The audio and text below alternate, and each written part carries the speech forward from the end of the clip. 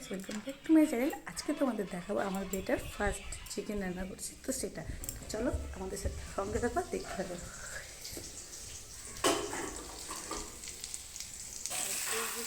এই যে এটা হচ্ছে আমার বেটার চিকেন রান্নার সবজি আর কি।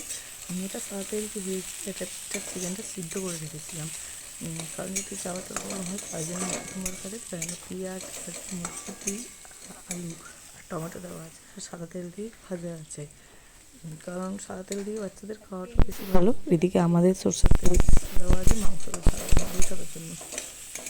এদিকে জিরা, আদা আর একটা রসুনের কোয়া ওর জন্য বাটা আছে, যেহেতু অল্প মশলা দেবো তাই জন্য এটাকে ভালো করে নেড়ে চেড়ে ওই দুটো মশলা বললাম ওই মশলাটুকু ওর মধ্যে দিয়ে দেবো। দেখি সিদ্ধ হচ্ছে কিনা, কারণ ওর জন্য পুরো একদম গলে গেলে এরকম দরকার, সিদ্ধটা একটু ভালো করে হয়ে যায় সেই জন্য।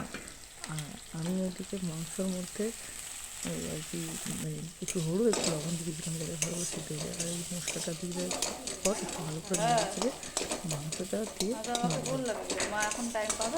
মাংসটা ভালো করে আরেকটু ভালো সিদ্ধ হয়। আর যেই মাংসটা জল দিয়ে সিদ্ধ করলাম ওই মাংসটার জলটাই এটাতে দেবো, কারণ মাংস যখন সিদ্ধ হয়ে যায় তখন জলেই প্রোটিন এক্স্যাক্টলি।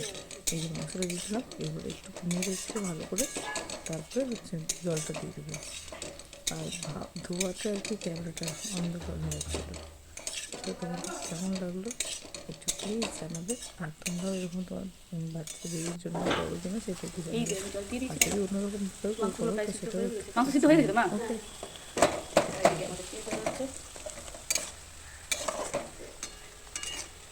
জল দিয়ে দিলাম, যে জলটা বললাম যে ওই জলটা দিয়ে দিলাম, কারণ প্রথম মেটে খেতে দিন, তাই আজকে শুধুমাত্র 2 পিস আর মাংস 1 পিস মেটে মাত্র দিয়েছি। জলটা দিয়ে ঢেলে দিলাম এবার।